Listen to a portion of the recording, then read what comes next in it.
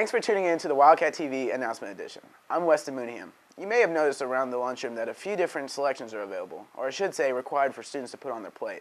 Reporter Stina Korn has a story about the federal changes to our school lunch program. Hello, I'm Stina Korn reporting for Wildcat TV. Now, hundreds of students and faculty members pass through the Commons every single day. It's where the food is. And if you are a regular customer or have bought anything from the school cafeteria this year, I'm sure you've noticed some changes compared to the 2011-2012 school year.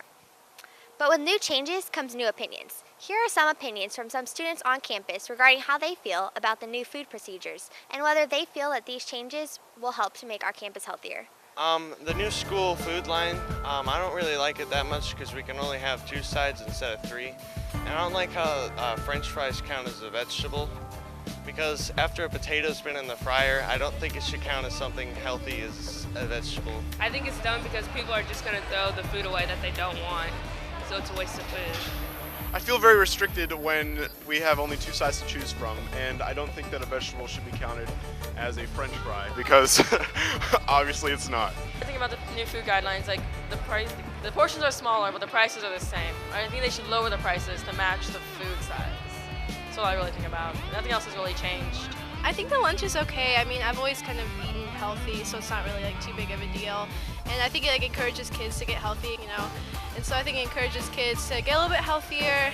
And you know, if you can't have 2 sides of fries, it's okay. You're not gonna die. I think it's just gonna encourage students to get more fried food than healthier food.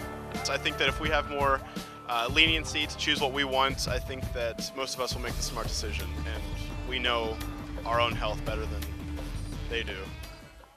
Well, these changes are in response to new federal guidelines that have been passed and implemented by the USDA, mandating every lunch tray to be a component meal. The 5 components are grains, meat or meat alternate, fruits, vegetables, and dairy. All students have the choice on which of the 3 components to take, but they have to take at least 3 components per tray. Every tray must also contain a fruit or a vegetable that equals out to a 1-cup serving. Portions will be smaller on the grades and protein, such as pizza, deli sandwiches, burgers, but will be larger on fruits and vegetables. Slushies and chips will no longer be a part of a meal, but may be purchased as an a la carte item. I caught up with the head lunch lady to further help us understand these new guidelines and how she feels about this abrupt process. There's changes every day. I mean, things have already changed since what they were at the beginning of the school year. I don't think they have everything worked out yet, and they're still, working on that. And as we get the changes, we try to implement them, in here. Like if you do a piece of pizza, that's got your meat and your grain, and then you just need one more item. It can be a cup of fruit, or a cup of vegetable, or a carton of milk. You have to take at least a half a cup of fruit or vegetable, but no more than a cup. You can take a sub sandwich and a carton of milk and a fruit, because it's got the bread is your grain, and then you got your meat, so you've got 2 right there with the main entree. To be honest with you, the kids have been really good. There's a few that get upset, which we do too, because it's a big change. But all in all, I think the kids have been really pretty good about it all. Like anything, the changes will definitely get some getting used to. But just remember that everyone here at Blue Springs High School is working to adjust. These are new federal guidelines, beyond the decisions of anyone here at Blue Springs. Everyone hopes for a smooth transition to keep our lunchtime as enjoyable as possible. I'm Asina, signing off for Wildcat TV. Thanks, Asina. Now on to some announcements. Homecoming guest passes must be turned in no later than October 5th to the 300 office. Passes must be completed for any guest who does not attend Blue Springs High School, including Blue Springs South High School and the Freshman Center. Guests may be in grades 9th through 12th and must be currently attending high school. Guests may also be 2012 graduates of BSHS. You can pick up your guest passes outside of the Senate room. Now let's send it over to Kennedy Swanson with some other announcements. There will be a Fellowship of Christian Athletes meeting Tuesday, first shift of Wildcat Hour in Mr. Moss's room. You do not need to be an athlete to attend. Everyone is welcome. Want to make a positive difference in the lives of others? Join Students Against Destructive Decisions, or SAD. They meet at the beginning of Wildcat Hour every Tuesday in Mr. Simon's room, PA 304. We hope to see you there. We ran a story last week about the Bukovic sisters and the tutoring they offer. Remember, if you need extra help raising the ACT score, Senior Slava Bukovic will provide free tutoring after school on Mondays and Fridays in Miss Veter's room, LA 108, from 2:30 to 3:20. Slava Sisters Lazarina will also provide some tutoring on Wednesdays and Fridays during Wildcat Hour Shift A in Miss Weeder's room. Now we go to sports reporter Raven Lawrence in the newsroom for a few sports announcements. We've got a lot of great home sporting events coming up this week. First, volleyball has two important home games this week. The first being on Tuesday versus Staley, and the second being Thursday versus Liberty. In addition, they play a tournament this weekend at Blue Springs South. So let's make sure we got a lot of support for them this week and weekend.